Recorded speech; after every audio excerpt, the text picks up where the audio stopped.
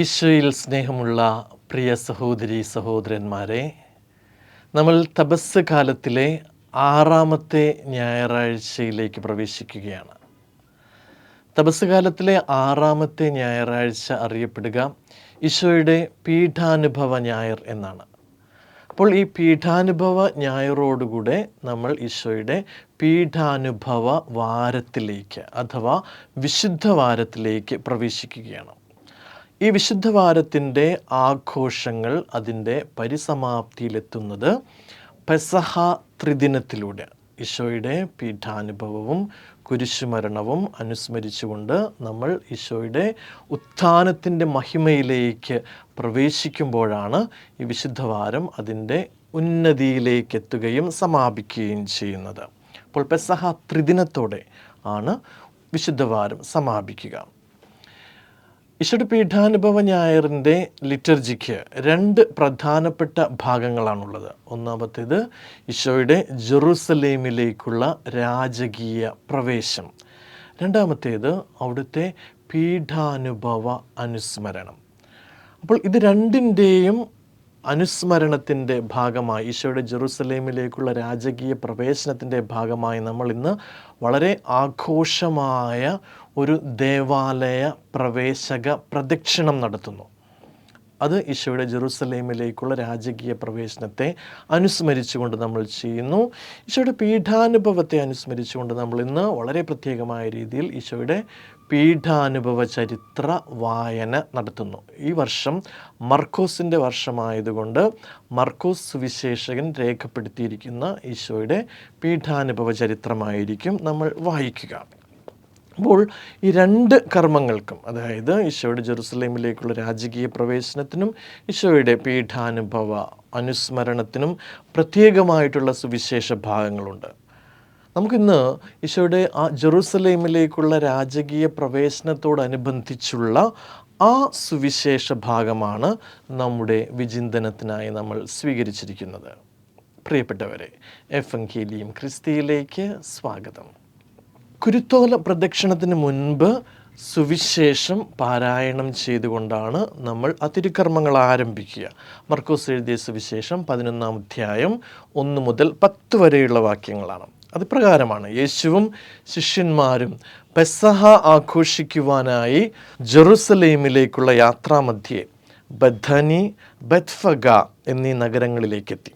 ബഥാനിയയിൽ നിന്നും ബെത്ഫഗയിൽ നിന്നുമാണ് ഈശോയ്ക്ക് ജെറുസലേമിലേക്ക് പ്രവേശിക്കുവാനായി ആരും ഒരിക്കലും കയറിയിട്ടില്ലാത്ത ഒരു കഴുതക്കുട്ടിയെ അവർ സ്വീകരിക്കുകയും അതിൻ്റെ പുറത്തേറി ഈശോ ജെറുസലേം ലക്ഷ്യമാക്കിയുള്ള, അല്ലെങ്കിൽ ജെറുസലേം ദേവാലയം ലക്ഷ്യമാക്കിയുള്ള തൻ്റെ യാത്ര ആരംഭിക്കുകയും ചെയ്യുന്നത്. അപ്പോൾ നമുക്കറിയാം, അത് പെസഹ തിരുനാളിൻ്റെ കാലഘട്ടമാണ്. അപ്പോൾ പെസഹ തിരുനാളായതുകൊണ്ട് ജെറുസലേമിൽ വളരെയധികം ജനങ്ങളുണ്ടായിരുന്നു. അവരിൽ പലരും ഈ നസറത്തിൽ നിന്നുള്ള യേശുവിനെക്കുറിച്ചും അവൻ്റെ അത്ഭുത പ്രവൃത്തികളെക്കുറിച്ചും അവൻ മിശിഹായാണ് എന്ന വർത്തമാനമൊക്കെ വളരെയധികം കേട്ടിരുന്നു. അപ്പോൾ അവരെല്ലാവരും ഈശോ ഇങ്ങനെ ഒരു കഴുതക്കുട്ടിയുടെ പുറത്തേറി ദേവാലയത്തിലേക്ക്, അല്ലെങ്കിൽ ജെറുസലേം നഗരത്തിലേക്ക് വരുന്നത് കണ്ട് അവരെല്ലാവരും ഒരുമിച്ച് കൂടുകയാണ്. മർക്കോസ് സുവിശേഷകൻ വളരെ വ്യക്തമായിട്ട് അതിങ്ങനെ റിപ്പോർട്ട് ചെയ്യുകയാണ്: കഴുതയുടെ പുറത്ത് അവർ അവരുടെ വസ്ത്രങ്ങൾ വിരിച്ചു. മറ്റുള്ളവർ വയലിൽ നിന്ന് പച്ചിലക്കൊമ്പുകൾ മുറിച്ച് നിരത്തി. അവൻ്റെ മുൻപിലും പിൻപിലും നടന്നിരുന്നവർ വിളിച്ചു പറഞ്ഞു: ഹോസാന, കർത്താവിൻ്റെ നാമത്തിൽ വരുന്നവൻ അനുഗ്രഹീതൻ, നമ്മുടെ പിതാവായ ദാവീദിൻ്റെ സമാഗതമാകുന്ന രാജ്യം അനുഗ്രഹീതം, ഉന്നതങ്ങളിൽ ഹോസാന. മർക്കോസ് പറയുക വസ്ത്രങ്ങളും പച്ചിലക്കൊമ്പുകളും ഒക്കെ നിരത്തിയെന്നാണ്. മത്തായി അത് പറയുന്നത് വസ്ത്രങ്ങളും മരക്കൊമ്പുകളും നിരത്തിയെന്നാണ്. ലൂക്ക പറയുക വസ്ത്രങ്ങൾ വഴിയിൽ നിരത്തി എന്നാണ്. യോഹന്നാൻ വിവരിക്കുന്നത് ഈന്തപ്പനയുടെ ചില്ലകൾ എടുത്ത് അവനെ വരവേറ്റു എന്നാണ്. അപ്പോൾ ഈ 4 സുവിശേഷകന്മാരും വ്യത്യസ്തമായ കാര്യങ്ങളാണ് വിവരിക്കുന്നതെങ്കിൽ അന്നവിടെ സംഭവിച്ച കാര്യങ്ങൾ തന്നെയാണത്. എന്തുകൊണ്ടായിരിക്കും ജനങ്ങൾ തങ്ങളുടെ വസ്ത്രങ്ങൾ വഴിയിൽ വിരിച്ച് വൃക്ഷങ്ങളിൽ നിന്ന് ചില്ലകൾ മുറിച്ച് വഴിയിൽ നിരത്തി യേശുവിൻ്റെ മുൻപിൽ ഹോസാന എന്ന് വിളിച്ച് കർത്താവിൻ്റെ നാമത്തിൽ വരുന്നവൻ അനുഗ്രഹീതൻ എന്ന് ആർത്ത് വിളിച്ചത്? എവിടെ നിന്നാണ് അവർക്ക് ഈ വാക്കുകൾ ലഭിക്കുന്നത്? യേശുവിൻ്റെ ജെറുസലേമിലേക്കുള്ള ഈ രാജകീയ പ്രവേശനത്തിൽ ജനങ്ങളിങ്ങനെ ആർത്തു വിളിക്കുന്ന ഈ വാക്കുകൾ യഥാർത്ഥത്തിൽ 118-ാമത്തെ സങ്കീർത്തനമാണ്. അപ്പോൾ 118-ാമത്തെ സങ്കീർത്തനത്തിന് ഒരു പ്രത്യേകതയുണ്ട്. ആ സങ്കീർത്തനം വിവരിക്കുന്നത് വരുവാനിരിക്കുന്ന ഒരു രാജാവിനെ കുറിച്ചുള്ള, അതായത് മിശിഹ വരുമ്പോൾ ആ മിശിഹ തങ്ങളുടെ രാജാവായിരിക്കും, ആ മിശിഹയാണ് തങ്ങളുടെ രക്ഷകൻ. അങ്ങനെയുള്ള ഒരു രാജാവിനെ കുറിച്ച്, ആ രാജാവ് തൻ്റെ ഭരണത്തിനായി രാജകീയ പ്രൗഢിയോടെ ദാവീദിൻ്റെ പട്ടണമായ, അല്ലെങ്കിൽ ദാവീദിൻ്റെ രാജ്യത്തിൻ്റെ തലസ്ഥാനമായ ജെറുസലേമിലേക്ക് രാജകീയമായിട്ട് പ്രവേശിക്കും. അങ്ങനെ പ്രവേശിക്കുന്ന ആ മിശിഹായുടെ മുൻപിൽ ആലപിക്കുവാനുള്ള ഒരു സങ്കീർത്തനമായിട്ടാണ് ഈ സങ്കീർത്തനം നൂറ്റാണ്ടുകൾക്ക് മുൻപേ രൂപപ്പെട്ടിരിക്കുന്നത്. അതായത് ഭാവിയിൽ വരുവാനിരിക്കുന്ന ഒരു രാജാവിനെ മുന്നിൽ കണ്ടുകൊണ്ട് ആ രാജാവിനെ സ്വീകരിക്കുന്നതിന് വേണ്ടി ആലപിക്കുവാനായി തയ്യാറാക്കപ്പെട്ടിരിക്കുന്ന ഒരു സങ്കീർത്തനമാണ് 118-ാം സങ്കീർത്തനം. അപ്പോൾ 118-ാം സങ്കീർത്തനത്തിലെ 25-ാമത്തെ വാക്യം ഇങ്ങനെയാണ്: കർത്താവേ, ഞങ്ങൾ അങ്ങയോട് അപേക്ഷിക്കുന്നു, ഞങ്ങളെ രക്ഷിക്കണമേ. കർത്താവേ, ഞങ്ങൾ അങ്ങയോട് അപേക്ഷിക്കുന്നു, ഞങ്ങൾക്ക് വിജയം നൽകണമേ. ഇവിടെ ഞങ്ങളെ രക്ഷിക്കണമേ എന്നതിൻ്റെ ഹീബ്രു പദമാണ് ഹോഷിയാന എന്നുള്ളത്. ഹോഷിയാന ഗ്രീക്ക് ഭാഷയിലേക്ക് അത് തർജ്ജമ ചെയ്യുമ്പോൾ ഹോസാന എന്നായിട്ട് മാറും. അപ്പോൾ 118-ാം സങ്കീർത്തനം 26-ാമത്തെ വാക്യം ഇപ്രകാരമാണ് അത് ആരംഭിക്കുന്നത്: കർത്താവിൻ്റെ നാമത്തിൽ വരുന്നവൻ അനുഗ്രഹീതൻ. ഞങ്ങൾ കർത്താവിൻ്റെ ആലയത്തിൽ നിന്ന് നിങ്ങളെ ആശീർവദിക്കും. കർത്താവാണ് ദൈവം, അവിടുന്നാണ് നമുക്ക് പ്രകാശം നൽകിയത്. മരച്ചില്ലകളേന്തി പ്രദക്ഷിണം തുടങ്ങുവിൻ, ബലിപീഠത്തിങ്കിലേക്ക് നീങ്ങുവിൻ.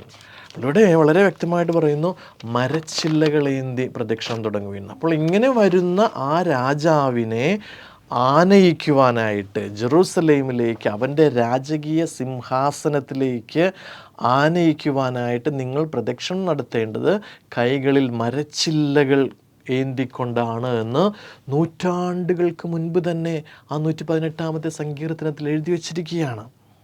അപ്പോൾ ഇവിടെ വളരെ പ്രധാനപ്പെട്ട മറ്റൊരു കാര്യം, തങ്ങൾ ഇപ്രകാരം സ്വാഗതം ചെയ്യുവാനിരിക്കുന്നവൻ ഒരു രാജാവ് മാത്രമല്ല, അവൻ ഒരു പുരോഹിതൻ കൂടെയാണ്.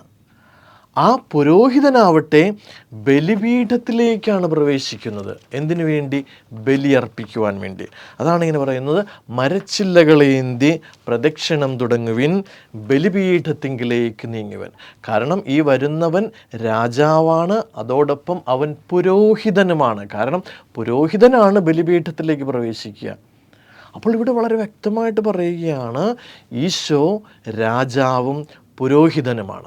എങ്ങനെയാണ് ഈശോ എന്നിട്ട് പൗരോഹിത്യ വൃത്തി നിർവഹിക്കുന്നത്? ഈശോ ജെറുസലേമിലേക്ക് പ്രവേശിക്കുകയും ജെറുസലേമിലെ കുരിശുമരത്തിൽ തൻ്റെ തന്നെ ശരീരവും രക്തവും വിഭജിക്കുകയും ചിന്തുകയും ചെയ്തുകൊണ്ട് പരമമായ ബലിയർപ്പിച്ചുകൊണ്ട് അവിടുന്ന് പുരോഹിതനാണ്, എന്നേക്കുമുള്ള നിത്യപുരോഹിതനാണ് എന്നും കൂടെ നമ്മോട് പറയുകയാണ് ഈ ഘോഷയാത്ര. അപ്പോൾ ജനങ്ങൾ ഈശോയെ ഇപ്രകാരം ജെറുസലേമിലേക്ക് വരവേൽക്കുമ്പോൾ അവർ പ്രഘോഷിക്കുന്ന യാഥാർത്ഥ്യം ഇതാണ്: അവിടുന്ന് രാജാവും പുരോഹിതനും ബലിയർപ്പിക്കുവാനായിട്ട് പ്രവേശിക്കുന്ന പുരോഹിതൻ കൂടെയാണ്. അപ്പോൾ നമുക്കറിയാം, യേശുവാകുന്ന മിശിഹ ഒരു പുരോഹിതൻ എന്ന നിലയിൽ ബലിയർപ്പിക്കുന്ന ബലിപീഠം ജെറുസലേം ദേവാലയത്തിലെ ബലിപീഠമല്ല. ഈശോയെ സംബന്ധിച്ചിടത്തോളം തൻ്റെ ബലിപീഠം കാൽവരിയിലെ കുരിശാകുന്ന ബലിപീഠമാണ്. പ്രിയപ്പെട്ടവരെ, ഈ ഹൊസാന ഞായറിൽ നമ്മൾ നമ്മുടെ മെത്രാനോടൊത്ത്, അല്ലെങ്കിൽ നമ്മുടെ മെത്രാപ്പൊലിത്തയോടൊത്ത്, അല്ലെങ്കിൽ നമ്മുടെ ഇടവക വികാരിയോടൊത്ത് പ്രദക്ഷിണമായിട്ട് നമ്മുടെ ഇടവക ദേവാലയത്തിൽ ദാവീദിൻ്റെ പുത്രന് ഹോസാന, കർത്താവിൻ്റെ നാമത്തിൽ വരുന്നവൻ അനുഗ്രഹീതൻ, ഉന്നതങ്ങളിൽ ഹോസാന എന്ന് ആലപിച്ചുകൊണ്ട് പ്രദക്ഷിണമായിട്ട് ദേവാലയത്തിൽ പ്രവേശിച്ച് നമ്മൾ ബലിപീഠത്തിങ്കിലേക്ക് അൾത്താരയിലേക്ക് നീങ്ങുമ്പോൾ ഓർക്കുക, നമ്മുടെ രാജാവും പുരോഹിതനുമായ ക്രിസ്തുവിനെ നമ്മുടെ ദേവാലയത്തിലെ ബലിപീഠത്തിലേക്ക് നമ്മൾ ആനയിക്കുകയാണ്. അപ്പോൾ ക്രിസ്തു നൂറ്റാണ്ടുകൾക്ക് മുൻപ് കാൽവരിയിൽ അർപ്പിച്ച അതേ ബലി തന്നെയാണ് ഇന്ന് നമ്മുടെ ദേവാലയത്തിലെ അൾത്താരയിൽ അവിടുന്ന് അർപ്പിക്കാൻ പോകുന്നത്. അപ്പോൾ നമ്മൾ നമ്മുടെ വികാരിയച്ഛനോടൊപ്പം, അപ്പോൾ നമ്മുടെ വികാരിയച്ഛൻ, നമ്മുടെ പുരോഹിതൻ അവിടെ ക്രിസ്തുവിൻ്റെ പ്രതിബിംബമായി മാറുകയാണ്. ആ പുരോഹിതനാണ് പ്രദക്ഷിണത്തിൻ്റെ മുൻനിരയിൽ നടന്നുകൊണ്ട് ദേവാലയത്തിലേക്ക് പ്രവേശിക്കുകയും തുടർന്ന് അൾത്താരയിലേക്ക് ബലിയർപ്പിക്കുവാനായി പ്രവേശിക്കുകയും ചെയ്യുന്നത്. അങ്ങനെ പുരോഹിതൻ ബലിപീഠത്തിൽ പ്രവേശിച്ച് ഏതു ബലിയാണോ ക്രിസ്തു 2000 വർഷങ്ങൾക്ക് മുമ്പ് കാൽവരിയിലെ ബലിപീഠത്തിൽ അർപ്പിച്ചത്, കുരിശിലർപ്പിച്ചത്, അതേ ബലി തന്നെ നമ്മുടെ അൾത്താരയിൽ അർപ്പിക്കുന്നു. അപ്പോൾ അവിടുത്തെ ശരീരത്തിൻ്റെയും അവിടുത്തെ ആത്മാവിൻ്റെയും അവിടുത്തെ ദൈവികതയുടെയും അവിടുത്തെ മാനുഷികതയുടെയും അവിടുത്തെ പൂർണ്ണതയുടെയും ഒരു യഥാർത്ഥ ബലി, ആ ബലിയിലാണ് നമ്മൾ പങ്കുചേരുക. പ്രിയപ്പെട്ടവരെ, നമ്മുടെ ആരാധനാ വർഷത്തിലെ ഏറ്റവും ശക്തവും ദിവ്യവുമായ നിമിഷങ്ങളിലൊന്നാണ് 2000 വർഷങ്ങൾക്ക് മുൻപ് ജെറുസലേമിൽ നടന്ന ഈശോയുടെ ആ രാജകീയ പ്രവേശം നമ്മൾ നമ്മുടെ ഈ വർത്തമാനകാലത്തിൽ ഈശോയോടൊപ്പം യഥാർത്ഥമായി അനുഭവിക്കുകയാണ് നമ്മൾ ചെയ്യുക. അപ്പോൾ നമ്മൾ അനുസ്മരിക്കുക. അനാംനേസിസ് എന്നാണ് ഗ്രീക്ക് വാക്ക്. അനാംനേസിസ് എന്ന് പറഞ്ഞിട്ടുണ്ടെങ്കിൽ നമ്മൾ മുൻപ് ഭൂതകാലത്തിൽ നടന്ന ഒരു കാര്യം ഓർക്കുക എന്നത് മാത്രമല്ല, മറിച്ച് ഭൂതകാലത്തിൽ നൂറ്റാണ്ടുകൾക്ക് മുൻപ് നടന്ന ആ സംഭവം യഥാർത്ഥമായി അനുഭവിക്കുകയാണ്. അതാണ് അനുസ്മരണം, അതാണ് അനാംനേസിസ് എന്ന വാക്കിൻ്റെ അർത്ഥം. ഈശോയിൽ പ്രിയപ്പെട്ടവരെ, രാജാവും പുരോഹിതനുമായ ക്രിസ്തുവിനോടൊപ്പം പ്രദക്ഷിണമായി നമ്മൾ ഓരോ തവണയും ദേവാലയത്തിലേക്ക് പ്രവേശിക്കുമ്പോൾ, അല്ലെങ്കിൽ നമ്മൾ ഓരോ തവണയും ഓരോ ദിവസവും നമ്മൾ ദേവാലയത്തിലേക്ക് പ്രവേശിക്കുമ്പോൾ നമ്മെ തന്നെ ഓർമ്മിപ്പിക്കേണ്ട ചില യാഥാർത്ഥ്യങ്ങളുണ്ട്. ഭൂമിയിലെ നമ്മുടെ ദേവാലയം, നമ്മുടെ ഇടവക ദേവാലയം നമ്മൾ പ്രവേശിക്കാനിരിക്കുന്ന സ്വർഗത്തിൻ്റെ പ്രതീകമാണ്. സ്വർഗീയ ജെറുസലേമിൻ്റെ പ്രതീകമാണ്. അപ്പോൾ ഓരോ തവണയും നമ്മൾ ദേവാലയത്തിലേക്ക് പ്രവേശിക്കുമ്പോൾ സ്വർഗത്തിലേക്ക്, ദൈവത്തിൻ്റെ സന്നിധിയിലേക്ക്, മാലാഖമാരുടെ വൃന്ദങ്ങളിലേക്കാണ് നമ്മൾ പ്രവേശിക്കുന്നതെന്ന ബോധം, ഓർമ്മ നമുക്കുണ്ടായിരിക്കണം. നമ്മളെങ്ങനെയാണ് നമ്മുടെ ദേവാലയത്തിൽ പെരുമാറുന്നത്? ദൈവത്തിൻ്റെ സന്നിധിയിലായിരിക്കുമ്പോൾ എങ്ങനെയാണോ നമ്മൾ പെരുമാറേണ്ടത് അതുപോലെയാണോ? മാലാഖമാരോടൊപ്പം നമ്മളായിരിക്കുകയാണെങ്കിൽ എങ്ങനെയാണോ നമ്മളായിരിക്കുക അതുപോലെയാണോ നമ്മൾ നമ്മുടെ ദേവാലയത്തിൽ പെരുമാറുക? അതുപോലെ തന്നെയാണ് അവിടെ സംഭവിക്കുക. പക്ഷേ ദൈവത്തിൻ്റെ സിംഹാസനവും മാലാഖമാരുടെ 9 നവവൃന്ദങ്ങളും അവിടെ സന്നിഹിതരാണ്. നമുക്കത് കാണുവാനുള്ള വിശ്വാസത്തിൻ്റെ കണ്ണുകൾ വേണം. നമ്മുടെ വിശ്വാസം ആഴപ്പെട്ടതാകണം. അങ്ങനെയെങ്കിൽ നമ്മൾ ദേവാലയത്തിലിരുന്ന് വർത്തമാനം പറയില്ല. അങ്ങനെയാണെങ്കിൽ നമ്മൾ ദേവാലയത്തിൽ ദിവ്യബലിയിൽ ശ്രദ്ധിക്കാതെ പുറത്തേക്ക് നോക്കിയിരിക്കുകയും മറ്റുള്ളവരെ നോക്കിയിരിക്കുകയും പരസ്പരം സംസാരിക്കുകയും മറ്റു കാര്യങ്ങൾ ചിന്തിച്ചു കൊണ്ടിരിക്കുകയും ഒന്നും ചെയ്യില്ല. ദേവാലയം സ്വർഗമാണ് എന്ന ബോധ്യത്തിലേക്ക് വരുവാൻ കൂടെ ഈ തിരുനാൾ നമ്മെ ഓർമ്മിപ്പിക്കുന്നുണ്ട്. പ്രിയപ്പെട്ടവരെ, ലോകമാസകലമുള്ള നമ്മുടെ കത്തോലിക്ക സഭയിൽ പ്രതിദിനം ഏകദേശം 3,50,000 അൾത്താരകളിൽ ഈശോയുടെ ദിവ്യബലി അർപ്പിക്കപ്പെടുന്നു എന്നാണ് പറയപ്പെടുക. ഏകദേശം 3,50,000 ഓരോ ദിവസവും പ്രതിദിനം. അപ്പോൾ ഈ ഓരോ ദിവ്യബലിയിലും നമ്മൾ ചൊല്ലുന്ന ഒരു പ്രാർത്ഥനയുണ്ട്. അതറിയപ്പെടുക ലത്തീൻ ഭാഷയിൽ പ്രഫാസിയോ എന്നാണ്, അല്ലെങ്കിൽ പ്രിഫേസ് എന്ന് ഇംഗ്ലീഷിലും മലയാളത്തിൽ ആമുഖഗീതി എന്നുമാണ്. നമുക്ക് ഏകദേശം 80ഓളം അങ്ങനെയുള്ള ആമുഖ ഗീതികൾ വ്യത്യസ്ത അവസരങ്ങളിലായിട്ട് ബലിയർപ്പിക്കുമ്പോൾ ഉപയോഗിക്കുവാനായി നമ്മുടെ റോമൻ മിസ്സാളിൽ നമുക്കുണ്ട്. ഈ ആമുഖ ഗീതി സമാപിക്കുന്നത് സാങ്ക്തൂസ്, പരിശുദ്ധൻ എന്ന ഒരു ഗീതത്തോടെയാണ്. നമുക്കെല്ലാവർക്കും അറിയാവുന്നതാണ് പരിശുദ്ധൻ എന്ന ഗീതത്തോടെ. നമ്മളെല്ലാവരും ഒരുമിച്ച് ആലപിക്കേണ്ട ഒരു ഗീതം കൂടെയാണ് ഈ പരിശുദ്ധൻ പരിശുദ്ധൻ പരിശുദ്ധൻ എന്നത്. പലപ്പോഴും ഈ പരിശുദ്ധൻ പരിശുദ്ധൻ പരിശുദ്ധൻ എന്ന ഈ 3 വാക്ക് അല്ലെങ്കിൽ ഒരു വാക്ക് 3 തവണ ആവർത്തിക്കുന്നത് നമ്മുടെ ദേവാലയങ്ങളിൽ പലപ്പോഴും നമ്മുടെ ഗായക സംഘത്തിൻ്റെ നേതാവ് മാത്രമായി പോകുന്നു. അല്ല, ഈ പരിശുദ്ധൻ എന്ന വാക്ക് എല്ലാവരും ഒരുമിച്ചാണ് ആലപിക്കേണ്ടത്. വളരെ പ്രധാനപ്പെട്ട കാര്യം. എന്തുകൊണ്ടാണ് അതെന്ന് നമുക്ക് നോക്കാം. അപ്പോൾ ഈ മാലാഖമാരുടെ ഗീതം എന്നാണ് ഇത് അറിയപ്പെടുക. അപ്പോൾ സ്വർഗത്തിൽ ദൈവത്തിൻ്റെ സിംഹാസനത്തിന് ചുറ്റും നിരന്ന് നിന്ന് അവിടുത്തേക്ക് ആരാധനയും സ്തുതിയും പുകഴ്ചയും നൽകിക്കൊണ്ട് മാലാഖമാരുടെ നവവൃന്ദങ്ങൾ ചേർന്ന് ആലപിക്കുന്ന ഗീതമാണ് ഈ പരിശുദ്ധൻ പരിശുദ്ധൻ പരിശുദ്ധൻ, സാങ്ക്തൂസ് സാങ്ക്തൂസ് സാങ്ക്തൂസ് എന്നുള്ളത്. അപ്പോൾ ഇസ്യാസ് പ്രവാചകൻ്റെ പുസ്തകത്തിലും വെളിപാടിൻ്റെ പുസ്തകത്തിലുമൊക്കെ നമുക്കിത് കാണാം. ഇസ്യാസ് പ്രവാചകൻ്റെ പുസ്തകം 6-ാം അധ്യായത്തിലെ 3-ാമത്തെ വാക്യം ഇങ്ങനെയാണ്: അവർ പരസ്പരം ഉദ്ഘോഷിച്ചു കൊണ്ടിരുന്നു. ആര്? സെറാഫുകളും കെരൂബുകളും മറ്റു മാലാഖമാരും. പരിശുദ്ധൻ പരിശുദ്ധൻ പരിശുദ്ധൻ, സൈന്യങ്ങളുടെ കർത്താവ് പരിശുദ്ധൻ, ഭൂമി മുഴുവൻ അവിടുത്തെ മഹത്വം നിറഞ്ഞിരിക്കുന്നു. നമ്മൾ ഓരോ ദിവ്യബലി അർപ്പണത്തിലും നമ്മൾ ഈ മാലാഖമാരുടെ ഗീതം ആലപിക്കുമ്പോൾ എന്താണ് സംഭവിക്കുക? നമ്മൾ സ്വർഗത്തിലേക്ക് മാലാഖമാരോടൊപ്പം ചേരുവാനായി ഉയർത്തപ്പെടുന്നു. മറ്റു വാക്കുകളിൽ പറഞ്ഞാൽ സ്വർഗത്തിലെ മാലാഖമാർ താഴേക്കിറങ്ങി വന്ന്, അല്ലെങ്കിൽ സ്വർഗം തന്നെ താഴേക്കിറങ്ങി വന്ന് നമ്മോടൊപ്പം ദൈവത്തിന് ആരാധനയും സ്തുതിയും പുകഴ്ചയും നൽകുന്നു. സ്വർഗവും ഭൂമിയും ഒരുമിച്ച് കൂടുന്ന, ഒരുമിച്ച് ചേരുന്ന സന്ദർഭമാണ് ഈ ഒരു ഗീതത്തിൻ്റെ സന്ദർഭം. പിന്നെ നമ്മുടെ അൾത്താരയിൽ നടക്കുക എന്താണോ സ്വർഗത്തിൽ നടക്കുന്നത് അത് തന്നെയാണ്. കുഞ്ഞാടിനെ മുറിക്കപ്പെടുന്നു. മുറിക്കപ്പെടുന്ന കുഞ്ഞാടിൻ്റെ മുൻപിലുള്ള ആരാധന, അതാണ് പിന്നെ നമ്മുടെ അൾത്താരയിൽ നടക്കുന്നത്. അപ്പോൾ സ്വർഗത്തിൽ എന്താണ് നടക്കുന്നത് അത് തന്നെയാണ് നമ്മുടെ അൾത്താരയിൽ നടക്കുക. അപ്പോൾ കർത്താവിൻ്റെ നാമത്തിൽ വരുന്നവൻ അനുഗ്രഹീതൻ.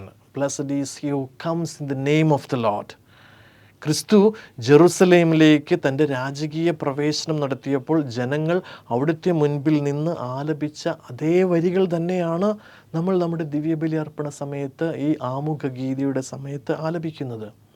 അപ്പോൾ ദൈവത്തിൻ്റെ സന്നിധിയിൽ മാലാഖമാരും ക്രിസ്തുവിൻ്റെ ജെറുസലേമിലേക്കുള്ള രാജകീയ പ്രവേശനത്തിൽ അവിടെ ഉണ്ടായിരുന്ന യഹൂദരും ഓരോ ദിവ്യബലി അർപ്പണത്തിൽ നമ്മളും ആലപിക്കുന്നത് ഒരേ കാര്യങ്ങൾ തന്നെയാണ്, ഒരേ വാക്യങ്ങൾ തന്നെയാണ്. എന്താണ് അത് നമ്മോട് പറയുക? ക്രിസ്തു ബലിയർപ്പിക്കുവാനായി ജെറുസലേമിൽ കാൽവരിയിലേക്ക് നടന്നതുപോലെ ക്രിസ്തു ബലിയർപ്പിക്കുവാനായി നമ്മുടെ ദേവാലയത്തിലേക്ക്, അൾത്താരയിലേക്ക് വരുന്നു. അപ്പോൾ എന്ത് സംഭവിക്കുന്നു? ആ ബലി ഇപ്പോഴും നടക്കുക, ആ വിരുന്ന് ഇപ്പോഴും നടക്കുക സ്വർഗത്തിലെ കുഞ്ഞാടിൻ്റെ ബലിയാണ്. ആ കുഞ്ഞാടിൻ്റെ ബലി നമ്മുടെ അൾത്താരയിൽ അനുവർത്തിക്കപ്പെടുന്നു. അപ്പോൾ എന്താണ് സ്വർഗത്തിലുള്ളത്? ആ മാലാഖമാരെല്ലാം താഴേക്ക് ഇറങ്ങി വരുന്നു. നമ്മൾ അവരോടൊപ്പം ചേരുന്നു. അവരുടെ സ്വരത്തോട് ഞങ്ങളുടെ സ്വരവും ചേരണമേ എന്ന് അപേക്ഷിച്ചുകൊണ്ട് ഞങ്ങൾ ആലപിക്കുന്നു. എന്താണ് അവരുടെ സ്വരം? അവരുടെ സ്വരം പരിശുദ്ധൻ പരിശുദ്ധൻ പരിശുദ്ധൻ. ആ പരിശുദ്ധൻ പരിശുദ്ധൻ പരിശുദ്ധൻ എന്ന സ്വരത്തോട് ഞങ്ങളുടെ പാട്ടുകാരൻ്റെ സ്വരം മാത്രമല്ല ചേരേണ്ടത്, നമ്മുടെ ഓരോരുത്തരുടെയും സ്വരം ചേരണം. നമ്മളെല്ലാവരും ഒരുമിച്ചാണ് ആ പാട്ട് പാടേണ്ടത്. പാട്ടുകാരൻ ഇൻറ്റോണേറ്റ് ചെയ്യേണ്ടതല്ല അത്. ആ പരിശുദ്ധൻ പരിശുദ്ധൻ പരിശുദ്ധൻ എന്ന വാക്ക് എല്ലാവരും കൂടെ ഒരുമിച്ച് പാടുമ്പോഴാണ് സ്വർഗവും ഭൂമിയും നമ്മുടെ ദേവാലയത്തിൽ അൾത്താരയിൽ ഒരുമിച്ച് കൂടുന്നത്. പ്രിയപ്പെട്ടവരെ, ഏവർക്കും അനുഗ്രഹപ്രദമായ നല്ല ഒരു ഹൊസാന ഞായർ ആശംസിക്കുന്നു. ഈശോയുടെ പീഠാനുഭവ വാരത്തിലേക്ക് ധ്യാനാത്മകമായി പ്രാർത്ഥനാപൂർവം നമുക്ക് പ്രവേശിക്കാം. അവിടുത്തെ പീഠാനുഭവത്തിലൂടെയും കുരിശുമരണത്തിലൂടെയും കടന്നുപോയി ഉത്ഥാനത്തിൻ്റെ മഹിമയിലേക്ക് പ്രവേശിക്കുവാൻ അവിടുന്ന് നമ്മെ ഓരോരുത്തരെയും അനുഗ്രഹിക്കട്ടെ. ഏവർക്കും നല്ല ഒരു ഞായറാഴ്ച ആശംസിക്കുന്നു. നന്ദി.